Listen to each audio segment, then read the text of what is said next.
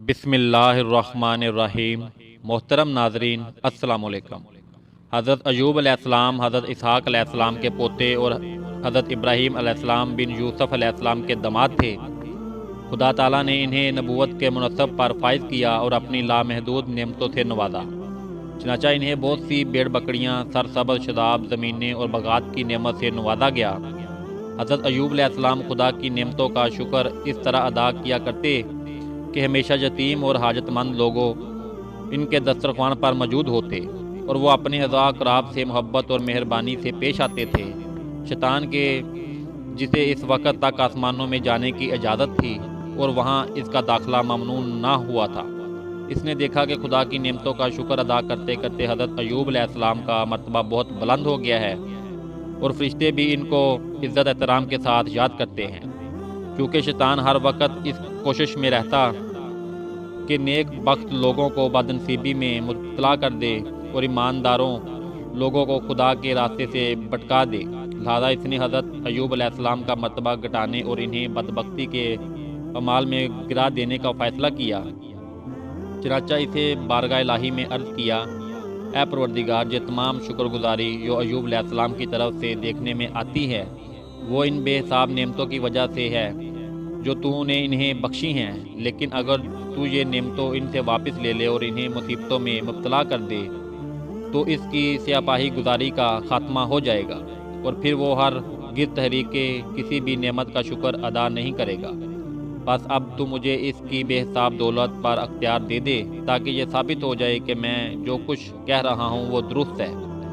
خدا تو اپنے بندوں کے تمام بیدوں سے واقف ہے اور ان کے ظاہر باطن کو بخوبی جانتا ہے، لہذا اس نے حضرت ایوب علیہ السلام کی ثابت قدمی اور ایمان کی پختگی کو دوسروں پر ظاہر کرنے کے لیے شیطان کی یہ بات منظور کر لی اور فرمایا، ہاں ایوب علیہ السلام کا مال، دولت اور اولاد تیرے اختیار میں دیتا ہوں اور تجھے ان چیزوں پر مسلط کرتا ہوں۔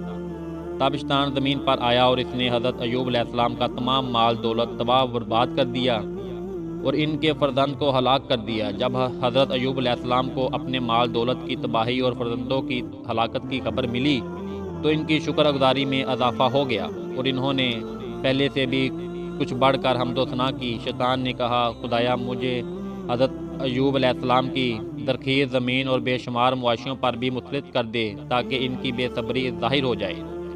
اس پر خدا نے حضرت ایوب علیہ السلام کی تمام زمینیں اور مال مویشی شیطان کے اختیار میں دے دیے اور وہ سب کچھ اس کے ہاتھوں نصیحت و نابود ہو گیا۔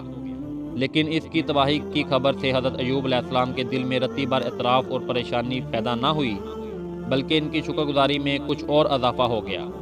جب شیطان نے اپنے آپ کو شکست خرواد اور اجازہ پایا تو اس نے اپنا آخری حربہ آزمانے کے لیے خدا تعالیٰ سے درخواست کی کہ وہ حضرت ایوب علیہ السلام سے ان کی صحت و تندرستی چھین لے اور انہیں بیماری میں مبتلا کر دے تاکہ وہ بیماری کی تکلیف میں بے صبری کا مظاہرہ کریں اور ناشکرا پن دکھائیں۔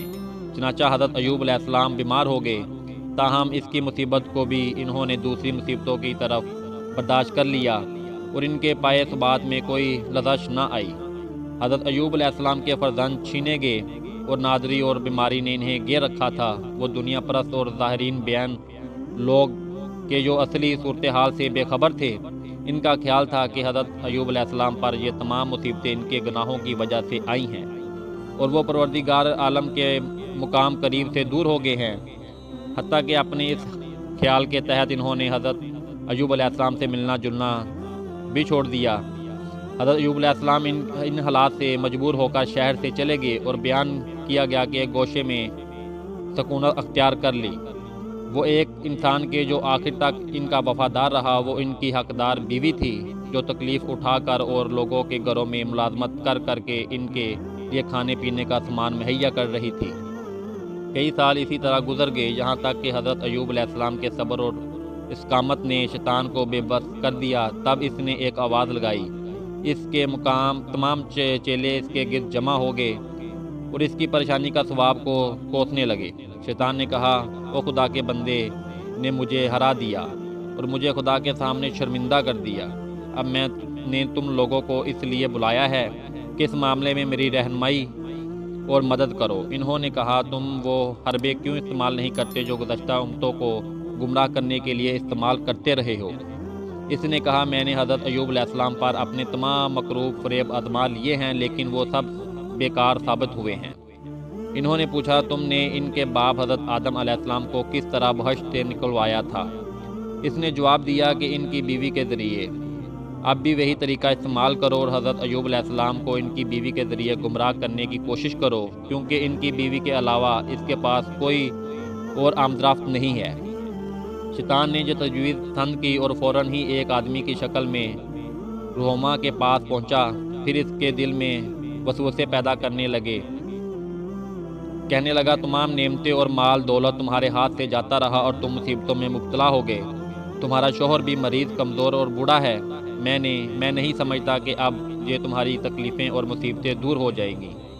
حضرت ایوب علیہ السلام کی بیوی نے اس کی یہ بات سن کر ایک آہ بھری۔ شیطان نے کہا تم یہ بھیڑ ایوب علیہ السلام کے پاس لے جاؤ اور کہو وہ اسے ذبح کرے، لیکن ذبح کرتے وقت خدا کا نام زبان پر نہ لائے تاکہ وہ بیماری سے شفا پائے۔ فوراً حضرت ایوب علیہ السلام کے پاس آ کر کہنے لگی اے ایوب تمہارا خدا کب تک تمہیں عذاب میں مبتلا رکھے گا؟ وہ تم پر رحم نہیں کھائے گا؟ تمہاری وہ تمام دولت اور فرزند کیا ہوئے؟ تمہارے چہرے کی خوبصورتی کہاں گئی؟ سبحان اللہ۔ محترم ناظرین، اگر آپ کو ہماری ویڈیو اچھی لگی ہو تو ہمارا چینل سبسکرائب کر لیں۔